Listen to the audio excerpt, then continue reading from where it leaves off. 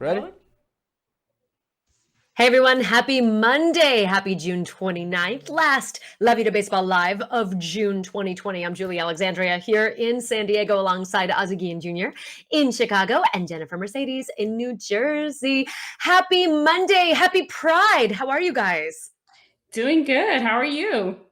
Good. I'm okay. You know, Yeah. we're going back on lockdown here in Southern California. Five counties were released by Governor Gavin Newsom. So we've got stay-at-home orders again. And someone in my kids' daycare just tested positive for COVID. So we are crossing our fingers and we are hoping that this will not become an issue. But over the weekend, MLB celebrated Pride. Happy Pride. Pride parades were happening all over the country. And this is wonderful and really lovely to see MLB have a hand in this and supporting the fact that baseball is for everyone. So thank you, MLB. We love Yeah, that. it's nice I to see love that. Yeah. my pride's very different now. I used to be wilding out in my 20s. It's a great party here in Chicago. You know what? I think that MLB, it's great because they're fans. Again, they're fans, and they had never done it before. It was something that it was kind of never brought up, but now they're there, and it's awesome. And hopefully, players start seeing this and they feel comfortable in their own decisions of what they decide. So it's changing up the culture, which is good.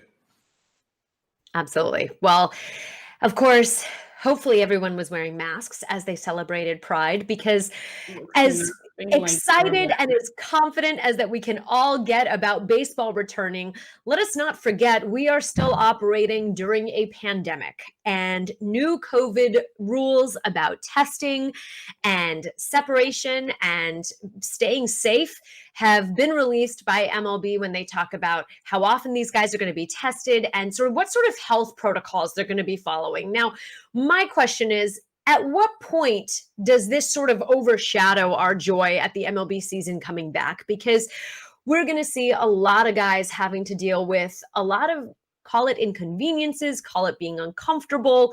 Let's not call it oppression, but having to deal with playing baseball under a whole new set of restrictions. At what point is that going to sort of eclipse our happiness that the MLB season is coming back, Ozzie? Well, I just think that, I think that it's very unrealistic to think that players are not going to get it. That's the first thing that you have to come to terms with. But then it comes to the part that if a county or an area is shut down, does Major League Baseball fall under this same scrutiny? Are they going to say, you know what, we're going to still go with MLB and we're just going to keep the testing in place for that? It wasn't like that the first time around, but it seems to be that the second time around. I've seen a lot of posts from players, family members saying goodbye, we'll see you in 3 months from wives, which is, smart decision on their part. But that's what I want to see. I want to see, how many players can get infected before they say, okay, shut the season down, how many cases, and if it's going to be something that's going to say, you know what, you guys are going to play through it. And if someone gets sick, bring somebody up from the 60-man, mini camp and go from there. So time will tell because, again, regular life takes precedent over the game. Yeah, I think I think it's going to be kind of a side-by-side type of feeling as far as we know COVID is still happening. It hasn't gone away. I think just like Ozzie said, players are going to get sick. I mean, or at least they're going to be infected with the virus at some point. Let's hope, right? We can hope and that it doesn't happen, but realistically, it's going to happen. I mean, we've already seen employees from several of the teams test positive. What leads us to believe that players are not going to test positive? Hopefully they are asymptomatic and it doesn't go beyond that. But I think, there is also that fan base that is really happy and that is looking forward to watching the games on TV. Absolutely. And as we're seeing these spikes sort of pop up across the US, these are cities that have baseball teams in them, most notably Texas. And this is one of the teams that is under scrutiny as far as opening back up and having games, even with no fans in the stands, because we are seeing astronomical numbers in Florida, Arizona, all over Texas, especially in Houston. And at this point, experts and doctors are saying, is it really worth it to have a baseball season? Because it's just not safe. Then we hear from members of the Texas Rangers front office saying that they're scared to come to work because there is pressure amongst their superiors saying that you guys have to come to work. Now, this is also a product of the fact that Texas never really fully shut down, and they were the first state to open back up. Way too early, in my opinion. But this is also not the norm. I just want to put that out there. This is not the norm because a lot of ball clubs are urging their employees of their front office to stay home and not to come back. So I think this might be specific to the Texas Rangers organization and maybe to a few others, that they're actually pressuring their workers to come in, even if it's on a staggered basis. But at this point, I mean, so I'm getting a response from somebody that works for the Rangers, and they're telling me that at this moment, they're allowing people to stay home today and tomorrow until they get their results back. So they've all been tested today. They're just behind the curve. Again, this is a team thing. Yeah. Again, teams are going to be judged on who does it best, on what protocols they're going to do. There's going to be teams that are going to go above and beyond, and there's teams that are going to do the bare minimum. Again, they were having a new stadium come through, so I'm sure that there's a part of them that wants to keep that momentum of having people in the new offices. But it's a decision made. That's a president and baseball operations decision. That's not Major League Baseball. They can't control that. And again, that's on the Texas Rangers. And other teams have shut down. They need to make the decision. And that's going to dictate their future between them and their employers. All right, well, let's talk about it, because we have a whole chunk of the show that's devoted to the Texas Rangers today. They're kind of taking up a lot of our bandwidth here because there's just been a lot of stories popping up about them in the news. And first and foremost, Ozzy, as you just mentioned, their new stadium, Globe Life Stadium. Some would call it a feed silo. Some would call it Home Depot. Others might call it a grill. Some people might take this offensive. It looks like something that would be in Texas. I want to see the inside. I want to see the inside. The inside. You've already seen it. It's the Astros. It's Minute Maid Park. Yeah. Okay. But so it's not like it's that. I just think that obviously I don't know. If there's like a energy situation with the material used. I'm not an expert. The design does not look the same of what they presented to the individuals, and I've only seen it on social media. It's unfortunate that their design is not as unique as their old ballpark. I think that Arlington Ballpark, when it came out in the 90s, it was one of the cooler stadiums, the way that it was laid out. And it now just have this kind of like I'm not a big dome guy unless it can open and close, but we'll see. I want to see what it looks inside and what they play. From the outside, there's nothing amazing about it. It just looks like a huge store. If you took the T off, if you didn't know baseball, you didn't understand what the T said. If you took it, I think that they're milking cows. They're milking cows in there. They're making dairy farm. It's a huge farm. That's exactly what maybe that was the purpose of it. Jerry Jones's farm. But the inside is nice. The inside is nice, and it does resemble Minute Maid Park. I question the use of materials. Yeah. The fact that they have metal. Metal is a conductor, meaning of heat. That's heat. Yeah. So does it open and close? I haven't even looked at the logistics of it. It's got a retractable roof, which is great. I mean, look, it's no secret. It gets hot in Arizona. It gets hot in Florida. It gets hot in Texas in the summer when baseball is played. So you have to have some sort of covering. The fact that they had an undomed stadium in Texas for as long as they did is mind-boggling to me. And thank goodness I worked in the National League. All of my 10 years working in baseball, and even with Interleague, I somehow dodged ever having to go there. It was one of the stadiums I've actually still never been to, and haven't. It doesn't exist anymore in Arlington, but regardless, I've never been to a game there. But I can't imagine not having domed baseball there. And Ozzy, to your point, I'm not a fan of it either. But when you do have, well, I like the retractable. I don't like it completely closed. I loved it. I think that they needed a retractable because fans want to be outside. But I also think that it takes a toll on the players. Texas was one of those places that teams would be really, really good. Come June, July, guys seem to get drained. Pitchers would get drained. It just took a toll on the players physically. Again, people are making fun of it. I think that if the inside looks awesome and it's not like Tropicana Field where it looks awkward from the outside and then inside it's nothing great. But if the inside, if the players got everything they need and the fans actually like it and enjoy it. I want to go and visit it, but it doesn't look great from outside. That, and I mean, Ozzy, we'll talk about this off the show. And guys, if the fans who have any comments, please let us know. But there is one picture that shows the right field seats seem to be pointing towards left field and not like actually the infield. It's weirdly placed, and I don't know if it's the angle of the photo, so that's why I would like to see more pictures of that, because then that would kind of suck for fans sitting in that. That's a weird configuration. Yeah, for sure. Yeah, I mean, it's at this point, I think, well, we have more on the Texas Rangers, by the way. Well, we'll get to that. Let's get back to the fact that they have staff members that are afraid to come to work. They have staff members that feel pressure by their superiors to come in and to work. And, that's not a place that anyone wants to be in. I mean, they have been pressuring these guys, like you said, Ozzy, because they have this new stadium. And by the way, small footnote here, and I did not know this, that stadium's been open since May because they've been holding high school graduations. Yep. Oh, okay. Yes, so they're still having graduations. I saw people on Twitter were like, "Oh, my graduation's there tomorrow," and right. So that's a little concerning to me. Yeah. I mean, what happens when you work for a company and you just your views do not align with them nor your states? I mean, there was, according to accounts of workers in the front office, managers were not even wearing masks inside. And that's going to happen with every team. But that's going to change though, right? Because I think MLB is mandating that people have to follow certain protocol. You do have to wear a mask if you work for the team. If you're going to be inside, you have to wear a mask. I don't see that not happening during the regular season.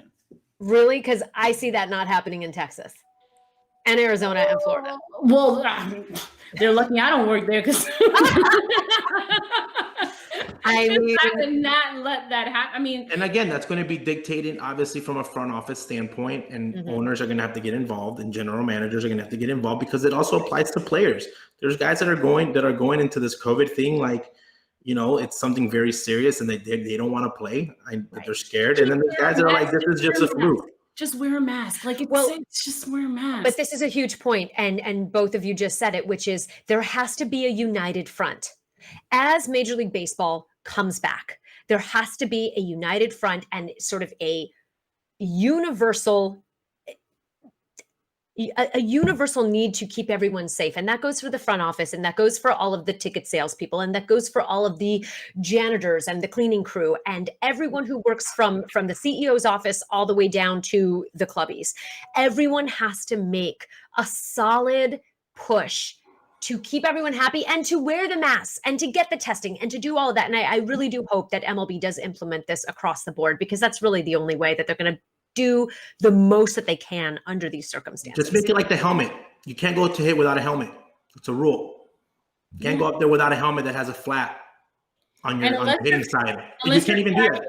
Unless you're carrying an oxygen tank next to you, you can wear a mask. But I'm saying though, that's what I'm saying though. So I think the league can implement rules that even if you don't believe, like you could be a hitter and be like, I don't believe in wearing a helmet. I hit better without one, or don't have to wear an ear flap, because there was guys that used to do that before. The league went away and said, you know what, it's safer this way. You can't control that, and everybody has to do it. And you get size and models for different apps. You can't bring your own helmet from home. So these are things thankfully, that guy that's name starts with an A and last name starts with an H is not playing in the league, because we all know how he feels about this. Thankfully, he's not. Well, thankfully, do you think that he's the only guy that feels that way? This is no, I don't. But I think he's the only guy willing to be vocal about it. I think correct. But I'm saying when you're in the club, into it, and I'm okay with it. When guys go in the clubhouse, the guys are going to do whatever they feel like doing, and no one's going to control them inside the clubhouse. And guys are going to say, "I'm not wearing this stupid thing," or guys are going to say, "Wear it." So again, they need to have something up front. These are like rules. Well, and MLB needs to fine people if they're not going to wear masks. Correct, and they need to make a fine, and whoever does it, and they need to make. Even if it's, are you allowed to have parties in your house? Are you allowed to go out to eat to restaurants? This is a different scenario than we had a couple months ago when everything was shut down and it was easy to tell guys you can't go anywhere. But with everything open, are you going to have rules in place for guys not to go anywhere? That's the other big one. You know what I was thinking about? I think the Toronto Blue Jays, and I don't know how the situation is in Toronto. I believe it's much better than here, but they are at an advantage as far as they have a hotel that is part of their ballpark, right? Like you could literally just have employees and players stay there. Yeah, and they don't gotta go anywhere. I don't know how rooms are available, but I would wonder if they're going to take advantage of that. Just keep them all in one little area. Yeah. I mean, that is one thing, but then of course the guys are probably going to complain, as I probably would get pretty tired of just being in the same space and using the same elevators. Oh, there's so much to be worked out. One of the things that is also being worked out is the names of teams that could be deemed and are deemed racially insensitive. A Chicago Tribune columnist, Steve Chapman, wrote that the Texas Rangers name should be reconsidered, as we are in this moment of re-examining history and sort of looking back and really kind of trying to decide what should be revered and what statues, what names should be taken down and renamed. So here we have Steve Chapman saying that the Texas Rangers were basically a cult of glory. Quote, he writes, there's a book called The Cult of Glory, The Bold and Brutal History of the Texas Rangers by Doug J. Swanson. Basically, citing that book is the major reason that the club should think about changing the name, because the Texas Rangers should not be revered. They were apparently a group that basically represented police brutality, and that they committed crimes of atrocity and ethnic cleansing when it came to the Hispanics and Mexicans that were at the border. And that right there, I mean, now this is a whole part of history that I really did not know about. When I heard this for the first time, I was shocked. But another part of me says, you know what, get in line behind the Washington Redskins. If we're going to get in line, get in line behind the Vikings, the Cleveland Indians, because Indians is not even the correct term. So it's like, there's so many.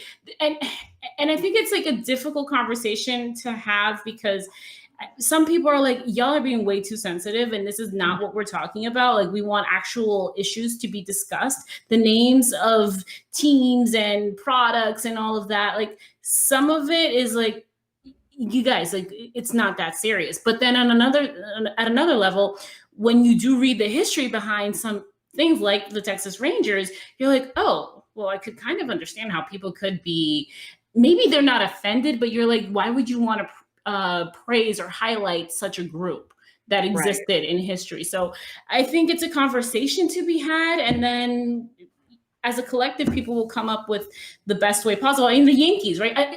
I don't see anywhere in like the near future the Yankees ever changing their name. I just don't see it. I don't see it happening.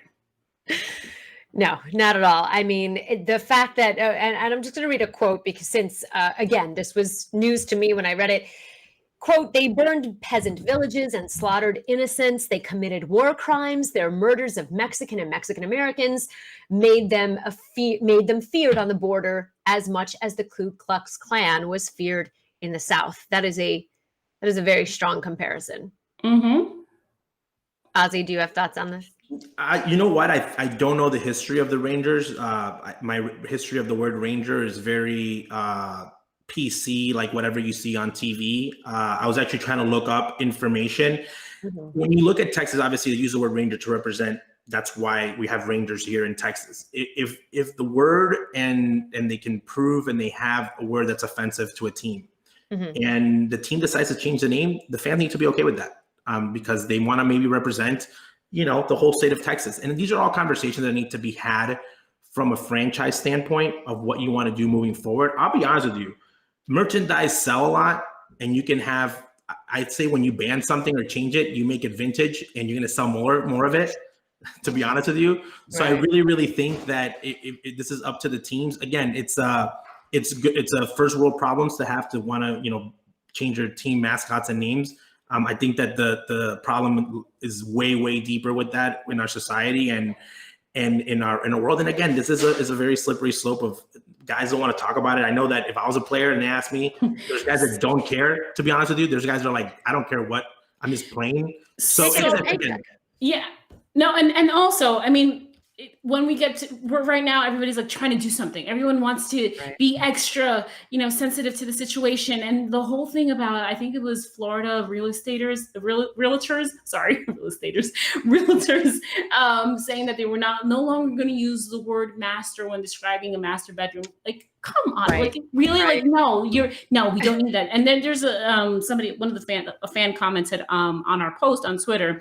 And he says, I think if you got rid of every name that rightly bothers some people, they wouldn't call it Texas either.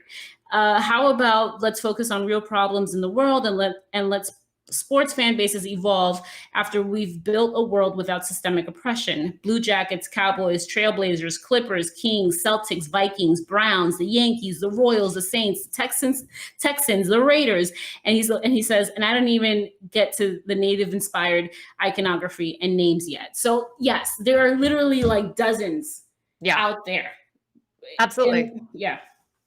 Yeah, I mean, you want the name of your team to be representative of the location, of the history, of the mythology, whatever it may be, just so that there's some sort of point of reference. So you know that that's why they're there and that's the name. So immediately when I thought, well, okay, if they're going to rename the Texas Rangers, maybe baseball could have the Cowboys. But then I'm like, oh, but because you think Texas and Cowboys, right? But then I'm like, oh, wait, but Cowboys could be seen as evil too, because armadillos. Cowboys were the armadillos. I think the only non-offensive would have to be like, the Maryland Terrapins, right? Like, what's so offensive about a turtle?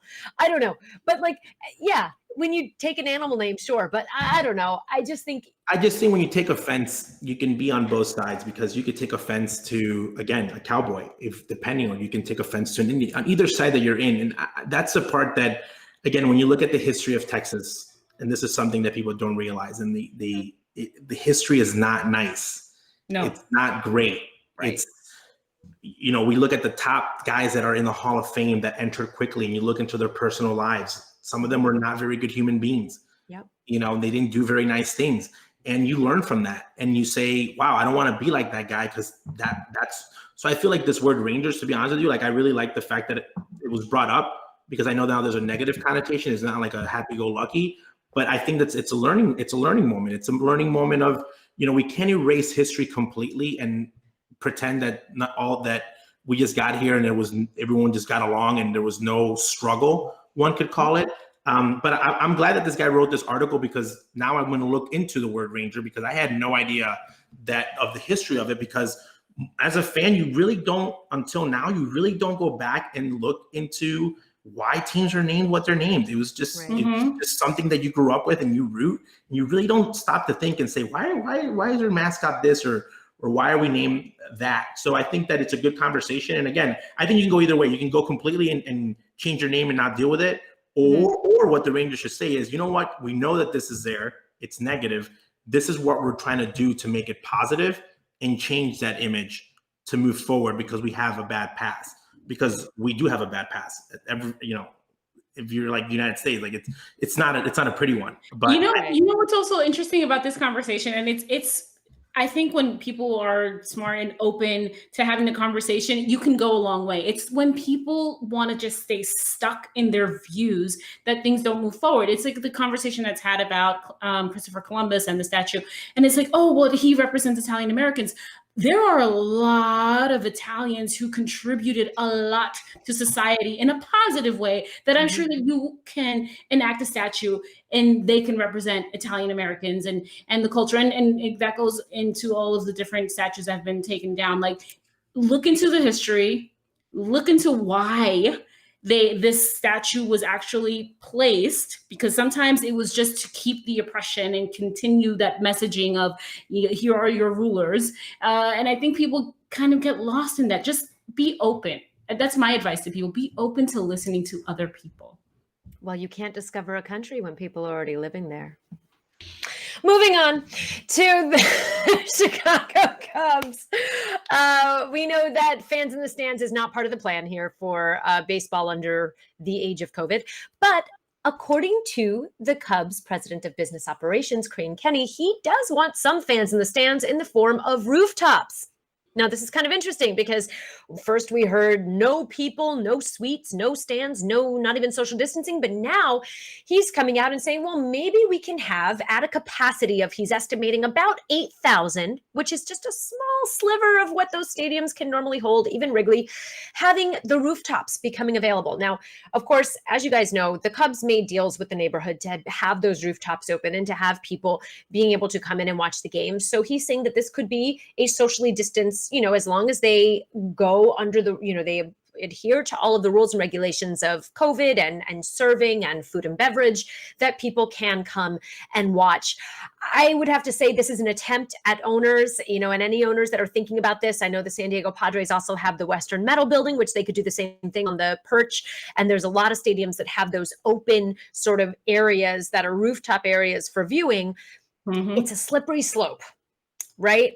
Because, and I think it's just a wild attempt at trying to recoup some of the lost funds, which on one hand, can you blame them? The owners are losing money. It's no secret. So of course they're going to try anything, but I say you got to go with what the San Francisco Giants are doing and just have those cardboard cutouts. Do you guys think this is a good idea to open up the stands? Do you think that they open up it will bars. Bring the morale back? They opened up the bars and the restaurants.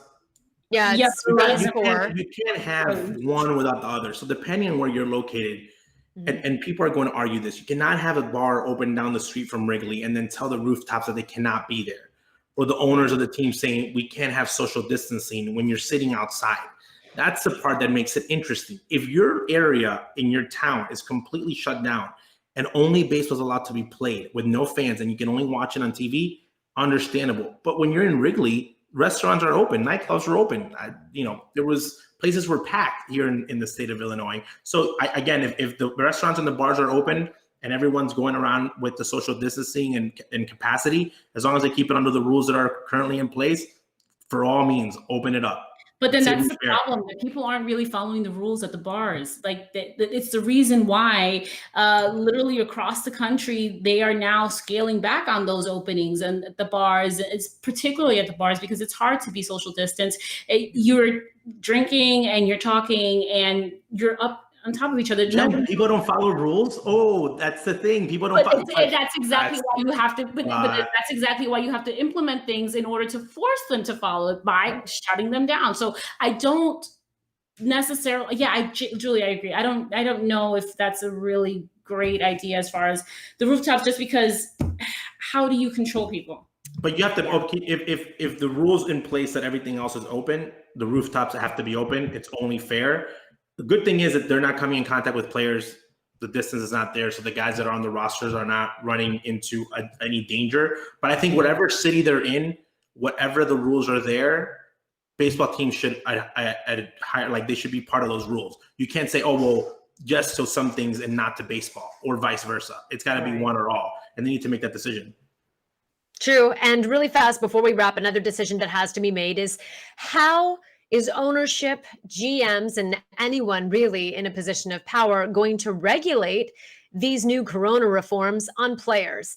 Because right here in San Diego, Austin Hedges, catcher for the Padres, was caught having a little gathering at his residence. And now AJ Preller is tasked with having to discipline him. Now, these are grown. I want to say they're grown-ass men. How are you gonna throw down the hammer, AJ Preller? Because they say, quote, this is from Dennis Lin, who reports for The Athletic here in San Diego. He says he understands he made a mistake. He made a bad decision. We'll continue to talk about it and educate the group. Okay, AJ Preller. And so like were they wearing masks at this gathering? Probably not, right? Exactly. It's legal if it's legal where he's at to have people over. This is so. If it wasn't Austin Hedges, you can have people over, but you got to be smart about it. Nothing against Austin Hedges, but if this is only because it's Austin Hedges, if Manny Machado or Tatis Jr. tells him to F off, okay, I'm following my rules legally. This is a part that is either teams need to create rules for the players, but you cannot tell me that I cannot do something when everyone else is allowed to do it. So this is, you can't have one or the other. The rules are, right? The rules are you can have X amount of people gatherings in one place. But they also say, the guidelines also say, but please continue to abide by social distancing, wearing a mask, and washing your hands. So if you're just, oh, this little part applies to me, let me just take that part because I can have 10 people over, 20 people over, but then you're not using all of the other things. I'm saying in certain places, you don't have to wear the mask. You don't have to wear the mask. No, but those are the but no. But it's a guideline. A mandate is one thing, and a guideline is the other. But a guideline does not mean you have to do it. Again, it's open to interpretation. Again, this is a story because you should just use the freaking mask. But again, the players are going to say this. Players are very black and white. They're going to say, what time is curfew? What can I do and what can I not do? Right. Okay. I would love to see Garrett Cole loves to have dinner before games. He feels that him and his family feel comfortable having dinner before games. And somebody trying to tell Garrett Cole, you can't go have dinner when everybody else can go have dinner. That's where we want to see leadership and managers, and managers don't matter. I want to see what guys are going to do because it's going to be based on the teams. Again, there's teams that have rules and say, all teams have rules that say anything that happens to you after 12 o'clock is not responsibility of the team. Do players still go out? Again, guidelines. Players still go out to clubs. But now you are literally affecting the lives of those around you. Like you could potentially cause something fatal in one of your teammates, coaches, and their extended They need to put rules in place. If not, they will not be followed. Not well, how about this? If you're hitting under 200, you shouldn't be throwing social gatherings at your house. You should be in the cages. If you're hitting under 200, you're going to get in trouble. That's the reality of it. Oh, man. And he is, my darling. He is. All right. We're going to leave it at that. And thank you for joining us for another great episode of La Vida Baseball Live. We'll be back on Wednesday to keep you up to date on everything that is happening in baseball in the age of Corona. Thanks so much for watching, everyone. Take care. Bye.